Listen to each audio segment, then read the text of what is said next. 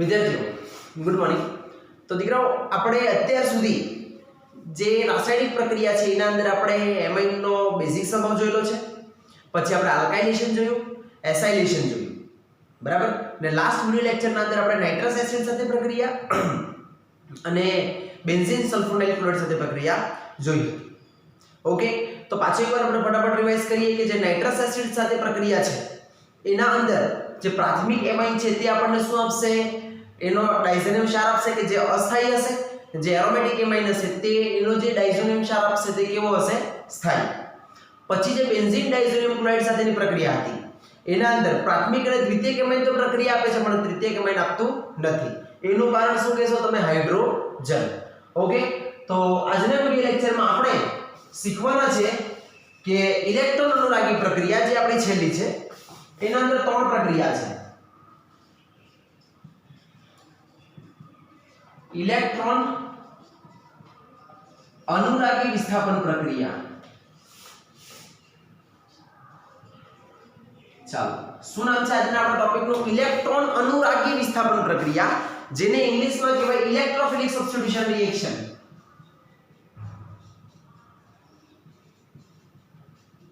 Electrophilic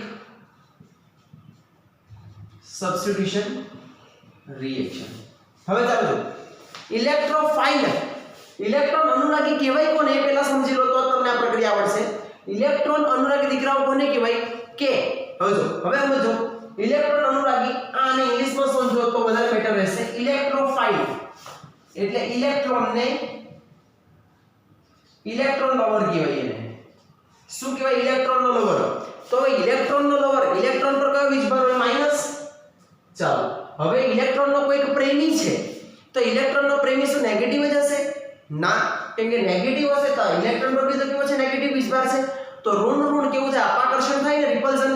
એના કારણે શું સમજવું કે તમારો જે ઇલેક્ટ્રોફાઇલ હશે, ઇલેક્ટ્રોફાઇલ તે કેવો હશે? ઇલેક્ટ્રોનનો લવર એ કેવો હશે? ધન ધન ધન। ઇલેક્ટ્રોનનો લવર કેવો હશે? ધન। તો યાદ રાખજો કે ઇલેક્ટ્રોન અનુરાગી વિસ્થાપન પ્રક્રિયાની અંદર આપણે શું જોશું કે ટ્રીક યાદ રાખજો કે પ્લસ પ્લસ થી વિસ્થાપિત થશે। શું કીધું મેં? કોઈ પ્લસ વીજભારથી વિસ્થાપિત થશે। ચાલો જોઈએ, તો આપણે પહેલું શીખવાના છે કે શું શીખવાના છે? બ્રોમિનેશન છે। પ્રક્રિયા કઈ છે? બ્રોમિનેશન। એના પહેલા અમુક તમને માહિતી આપી દઉં કે એનિલિન નું તમે સસ્પેન્શન બંધારણ જોઈ લો। હું જોઈ લો તો એનિલિન નું સસ્પેન્શન બંધારણ તો તમે જોયું હશે કે એની ઇલેક્ટ્રોનની ઘનતા કયા સ્થાને વધારે છે? ઓર્થો અને પેરા સ્થાને 2, 4 અને 6 પર શું છે? એનું ઇલેક્ટ્રોનની ઘનતા કેવી છે? વધારે છે, બરાબર। બસ, તો હવે જે નિપજ બી આપશે તે ક્યાં આપશે? ઓર્થો અને પેરા પર। પરંતુ ખાસ એક ધ્યાન આપજો, મોસ્ટ ઇમ્પોર્ટન્ટ, કે એનિલિન એ પ્રબળ એસિડિક માધ્યમમાં એનિલિનિયમ આયન બનાવે છે। કયો આયન? એનિલિનિયમ આયન બનાવે છે। તેના કારણે તે મેટાવાળી નિપજ પણ યોગ્ય પ્રમાણમાં આપે છે। હવે ખાસ ધ્યાન આપજો કે કેવી રીતે। ધારો કે મારા પાસે આ એનિલિન છે, બેન્ઝીન પર હું છે આ NH2। હવે એસિડિક માધ્યમ એટલે કે શું હશે? આ H+, અહીંયા હું હશે આ બે ચાલા તો હું થશે કે આ H એનાથી હું થશે આકર્ષિત થશે અને શું બનશે? બેન્ઝીન પર NH3+। અને મેં તમને દીકરાઓ ટ્રીક આપેલી હતી કે જો બેન્ઝીન પર અબંધકારક ઇલેક્ટ્રોન યુગ્મ હોય તો હંમેશા તમને ઓર્થો, પેરા અને ઓર્થો વાળી નિપજ મળશે। અમુક અપવાદ છે પણ અમુક જ અપવાદ છે। વધારે તો શું આપશે કે જો બેન્ઝીન સાથે કોઈ અણુ, પરમાણુ કે સમૂહ જોડાયેલું છે તો એના પર અબંધકારક ઇલેક્ટ્રોન યુગ્મ હોય તો એ ઓર્થો, પેરા અને ઓર્થો વાળી નિપજ આપે અને જો કોઈ પ્લસ વાળું હશે તો એ દીકરાઓ મેટા વાળી નિપજ આપશે। તો આ નોટ ડાઉન કરી રાખજો। ઓકે, ચાલો, તો હવે આપણે પહેલી પ્રક્રિયા જોવાના છે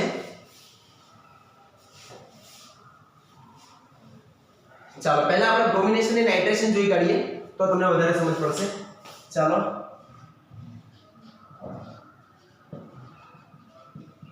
નાઇટ્રેશન જોવાનું તો આપણે એનિલિન નું શું કરવાના? એનિલિન નું નાઇટ્રેશન કરવાનું. ઓકે, તો ચાલો આપણો એનિલિન છે એનું આપણે શું કરીએ? નાઇટ્રેશન કરીએ. નાઇટ્રેશન તમને યાદ હશે કે કોની હાજરીમાં થઈ? સાંદ્ર HNO3 વત્તા H2SO4 ની હાજરીમાં થાય. ઓકે, ને તાપમાન તમારે રાખવાનું છે 288 કેલ્વિન. તો જો હવે આ HNO2 માં દીકરો મિકેનિઝમ અલગ છે પણ આપણે યાદ રાખવા આવી રીતે રાખીશું NO2 પર પ્લસ ને OH માઈનસ. ઓકે, તો આ તમને 3 નિપજ આપશે. ખાસ ધ્યાન આપજો, પ્રક્રિયા મોસ્ટ ઇમ્પોર્ટન્ટ છે.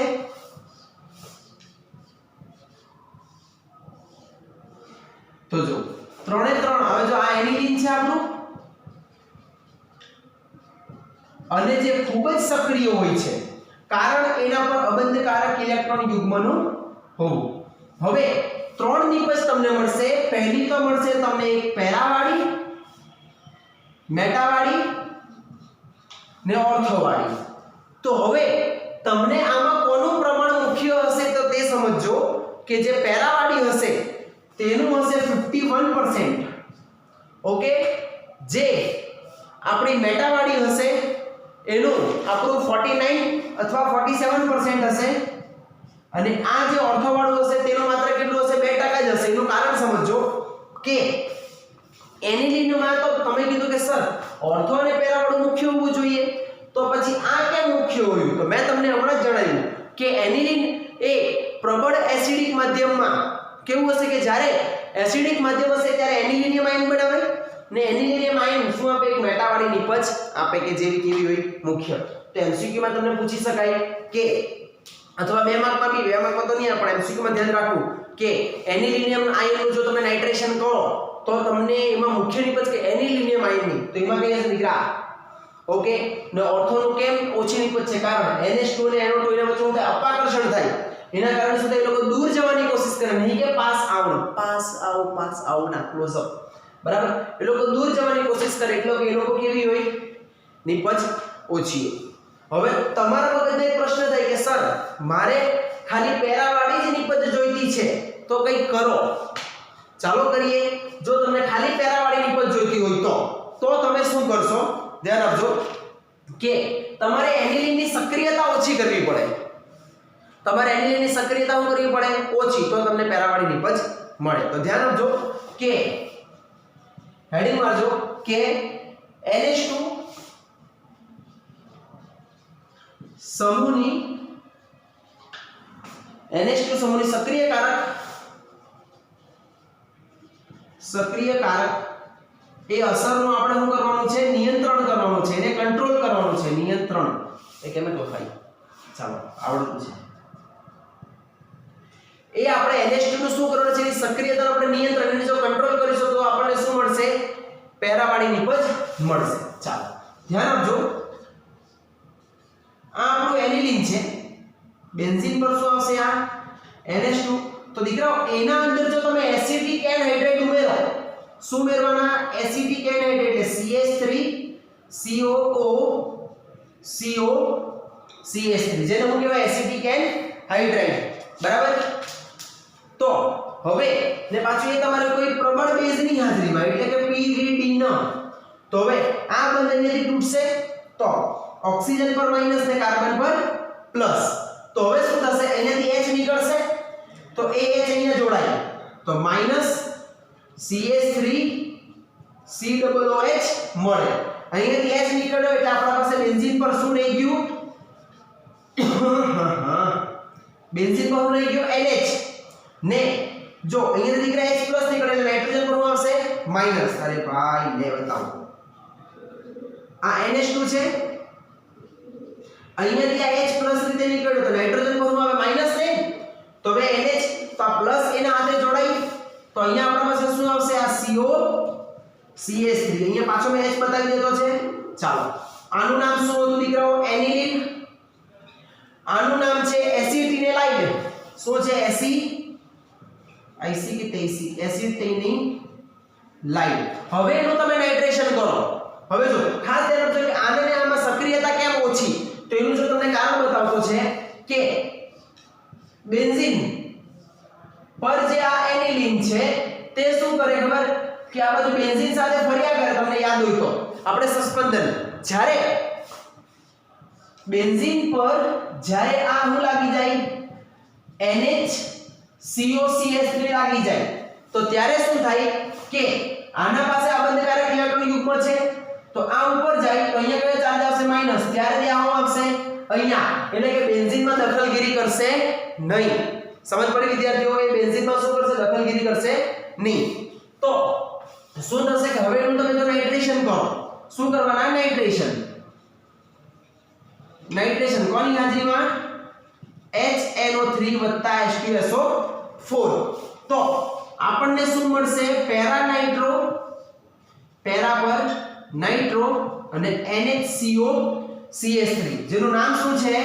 Para nitro એસિટેનિલાઇન. ઓકે, પણ તમે તેમ કીધું કે સર મારે નિપજ તો પેરા નાઇટ્રો એનિલીન જોઈએ. તો હવે દીકરાઓ તમે એનું શું કરો? જળ વિભાજન કરો. જળ નાખીને એનું વિભાજન કરો. ઓકે, એટલે હું નાખવાનો તમે H+ ને આ OH માઈનસ. તો હું કરો કે જો આ તમારો બંધ કંઈક આવી રીતે જોડાયેલો હોય NH, પછી અહીંયા હું હશે આ COOCH3 બ્રેકઅપ એટલે કે ચાલ્યો. તો અહીંયા હું હશે કાર્બન પર પ્લસ ને નાઇટ્રોજન પર માઈનસ, કેમ કે નાઇટ્રોજનની વિદ્યુતઋણતા વધારે. તો શું થશે? આ H તે અહીંયા જોડાય તો શું મળશે તમને? બેન્ઝીન પર NH2 અને અહીંયા હું આવશે આ NO2 ને બીજું શું થશે? અહીંયા પ્લસ છે તો OH અહીંયા આવશે તો તમને શું મળશે? આ CH3COOH. जो तुमने मांगा था वो हमने बता दिया. तो એને દીકરા હું કહેવાય? પેરા નાઇટ્રો એનિલીન કહેવાય.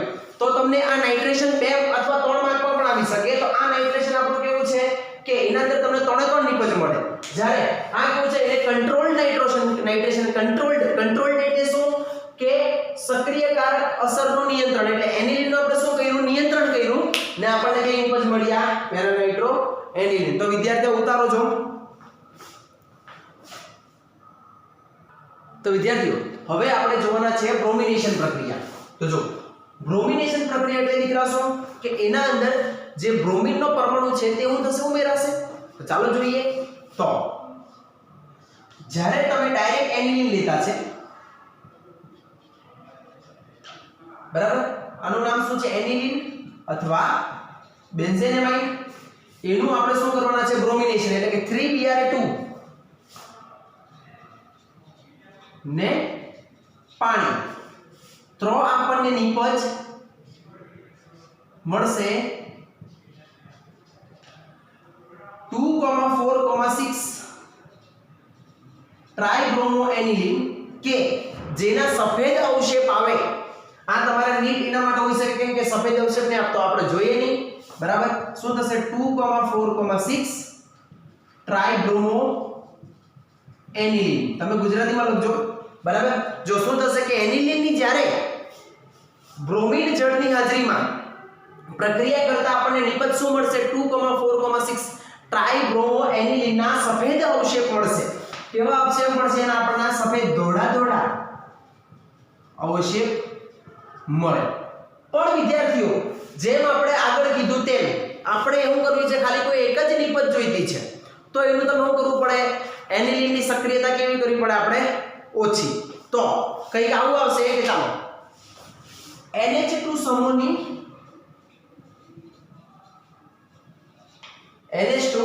સમૂહની સક્રિયકારક અસરનું નિયંત્રણ. એટલે આપણે NH2 સમૂહનું કરવાનું છે નિયંત્રણ. કોના દ્વારા? એસિટિક હાઇડ્રાઇડ વડે. તો ચાલો જોઈએ. તો એનિલીન છે આ, બરાબર. એના અંદર તમારે શું નાખવાનું છે? એસિટિક હાઇડ્રાઇડ એટલે કે CH3COOCH3. તો બોન્ડ બ્રેક તમારો અહીંયાથી થાય ઓક્સિજન પર માઈનસ ને કાર્બન પર પ્લસ. તો અહીંયાથી મેં તમને કીધું હતું એમ કે નાઇટ્રોજન છે, હાઇડ્રોજન ને આ હાઇડ્રોજન, તો આ H+ ને આ માઈનસ આખું આ બહાર નીકળશે ને કોની હાજરીમાં દીકરાઓ કરવાનું છે? પિરિડિન બેઝની હાજરીમાં, કે જેથી એનો વેગ વધે. તો શું બહાર નીકળ્યું આપણા પાસે? CH3 C ડબલ અને અહીંયાથી બહાર નીકળ્યું આ H. તો બેન્ઝીન પર બાકી હું રહી ગયું NH ને બાકી હું રહ્યું COCH3 કે જેનું નામ શું છે? એસિટેનિલાઇડ. હવે મેં તમને કીધું છે કે આની સક્રિયતા આના કરતા કેમ ઓછી છે? કારણ આના ઉપર જ સસ્પેન્શન થશે, બેન્ઝીનમાં સસ્પેન્શન થતું નથી. ઓકે, ચાલો હવે એનું તમારે શું કરવાનું છે? બ્રોમિનેશન કરો. તો બ્રોમિનેશન કરતા આપણને નિપજ મળશે. એમ તો દીકરા ઓર્થોવાળી બી મળશે, પણ ઓર્થોવાળી કેવી હશે? ઓછા પ્રમાણમાં મળશે. આમાં ઓર્થોવાળી બી મળે છે, મેં ના નથી પાડતો, પણ કેવી મળે? ઓછા પ્રમાણમાં.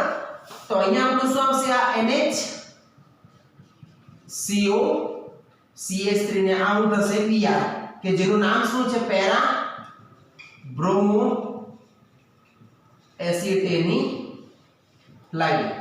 ઓકે, ચાલો હવે શું કરો? તમે જળ વિભાજન કરો. શું કરો? જળ વિભાજન. તો જળ વિભાજન એટલે આપણું શું આવશે? આ H+ ને OH માઈનસ, બોન્ડ અહીંયાથી બ્રેક થાય, પ્લસ ને આ માઈનસ.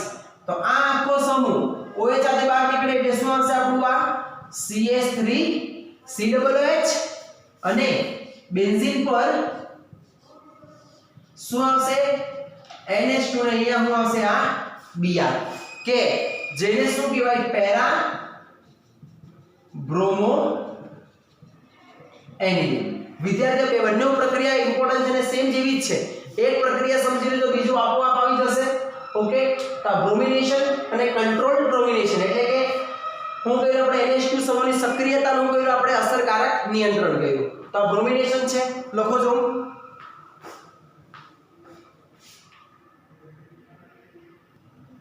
ચલો વિદ્યાર્થીઓ, હવે દીકરાઓ આપણે પ્રક્રિયા જોવાના છે કે સલ્ફોનેશન. આ બી પ્રક્રિયા આપણા માટે ઇમ્પોર્ટન્ટ છે. ચાલો, તો બેન્ઝીન પર NH2 એની પ્રક્રિયા તમે સાંદ્ર H2SO4 જોડે કરાવો. તો H2SO4 ને મેં આવી રીતે લખી શકું. જો H2 ને અહીંયા લખી દેવા OH, H2SO4.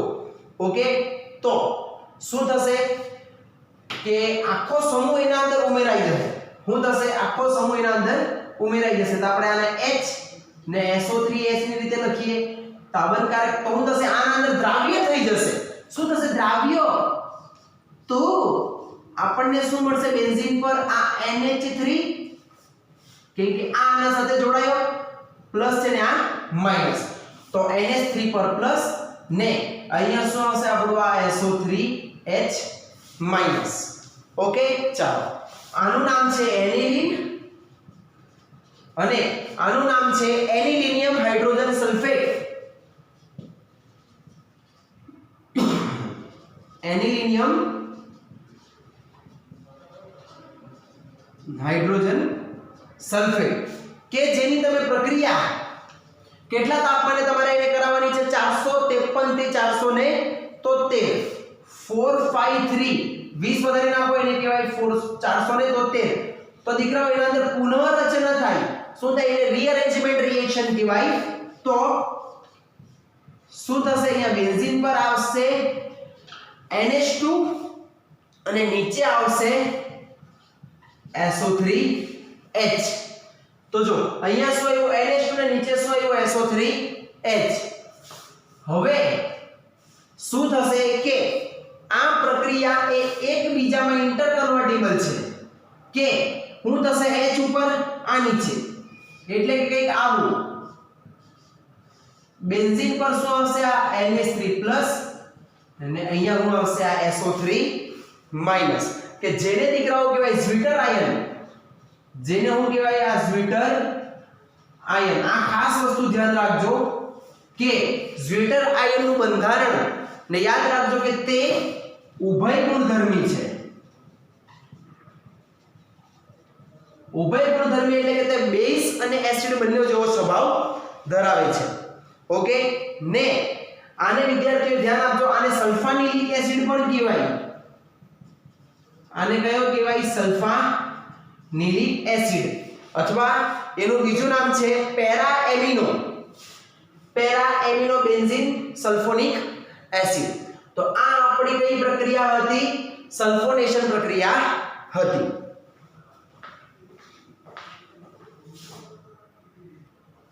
ચલો એક આપણે હવે લાસ્ટ પ્રક્રિયા છે તે ફ્રીડલ-ક્રાફ્ટ પ્રક્રિયા.